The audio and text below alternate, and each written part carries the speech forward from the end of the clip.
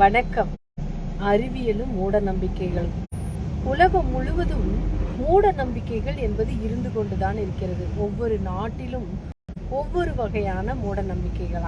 ஆனால் மற்ற நாடுகளுடன் ஒப்பிடும் போது இன்றும் அதிக மூட நம்பிக்கைகள் இருக்கும் நாடாக இந்தியா தான் இருக்கிறது. இன்றும் இந்தியாவில் எண்ணிலடங்கா மூட நம்பிக்கைகள் இருக்கிறது. நாம் அறிவியலில் எவ்வளவோ முன்னேற்றம் கண்டுள்ளோம்.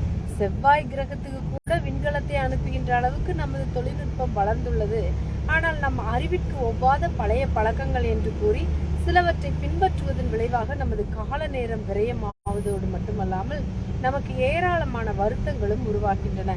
அறிவியலை அறிந்த நாம் அறிவியலின் மனப்பான்மையை வளர்த்து கொண்டோமோ என்றால் இல்லை என்றே கூற வேண்டும். பேய் பிடித்து விட்டது என்று சொல்லி மந்திரவாதிகளை அழைத்து வந்து மந்திரவாதிகளை அதில் தொடர்புடையவர்களை சாட்டையால் அடித்து பேயை விரட்டுவதாக கூறுகிறார்கள். பேய் என்பது மின்சாரம் இல்லாத காலத்தில் இருட்டாக இருந்த போது வந்த பயம்.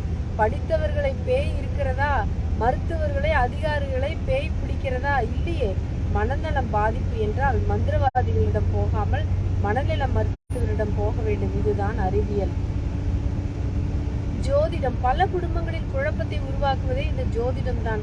ஜோதிடத்தின் அடிப்படையே தவறு. சூரியன் மையமாக உள்ளது. பூமி உட்பட 8 கிரகங்கள் சூரியனை சுற்றுகின்றன என்று கூறுவதுதான் அறிவியல். அதுதான் நிரூபிக்கப்பட்டதும் கூட. ஆனால் ஜோதிடத்தில் பூமி மையமாகவும் சூரியன் உட்பட ராகு கேது போன்ற இல்லாத கோள்கள் எல்லாம் பூமியை சுற்றுகின்றன என்று கூறுவதுதான் ஜோதிடம். அறிவியல் படித்த நாம் இந்த ஆதாரமில்லாத கற்பனையை ஏற்றுக்கொண்டு நம் வாழ்வை பாழாக்கி கொள்ளலாமா? சற்று ஆலோசனை செய்யுங்கள். இன்றைக்கு குடும்ப நல நீதிமன்றங்களுக்கு வரும் வழக்குடைய தொடர்புடைய கனவி மனைவியர் ஜாதகம் பார்த்து பொருத்தம் பார்த்துதானே திருமணம் செய்திருப்பார்கள். பின் ஏன் இந்த நிலை? நாம் எண்ணி பார்க்க வேண்டாமா என்று ஆலோசனை செய்யுங்கள். வாஸ்து சரியில்லை என்று கூறி கடன் வாங்கி செலவு செய்து கட்டிய வீட்டை மாற்றி மாற்றி இடித்து கட்டி பணத்தை வீணாக்குகிறார்களே, இது சரியா? வீட்டில் கழிப்பறை கட்டுவது கூட வாஸ்துக்கு எதிரானதுதான். நாம் அதற்காக கழிப்பறை கட்டாமல் விட்டு விடுகிறோமா? இல்லையே. வாஸ்து பார்த்து கட்டிய கட்டிடங்கள், அடுக்குமாடி குடியிருப்புகள் ஏன் இடிந்து விழுகின்றன? நாம் ஆலோசிக்க வேண்டாமா? அனைத்தும் அவனவன் தலை விதிப்படிதான் நடக்கும் என்கிறார்கள். அப்படி என்றால் பிறகு எதற்கு ஜோதிடம், எதற்கு வாஸ்து, எதற்கு பரிகாரம் என்று சற்று ஆலோசனை செய்யுங்கள். நோபல் விஞ்ஞானி வெங்கட்ராமன் ராமகிருஷ்ணன் கூறுகிறார், ஜோதிடம் அறிவியல் பூர்வமானது அல்ல. கோள்கள் நட்சத்திரங்கள் நமது தலைவிதியை நிர்ணயிக்க கூடியவை அல்ல.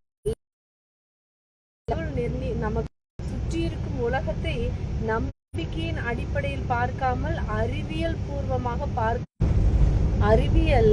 அறிவு நம் எல்லோரிடமும் உண்டு. ஆனால் அறிவியல் மனப்பான்மை வளர்த்து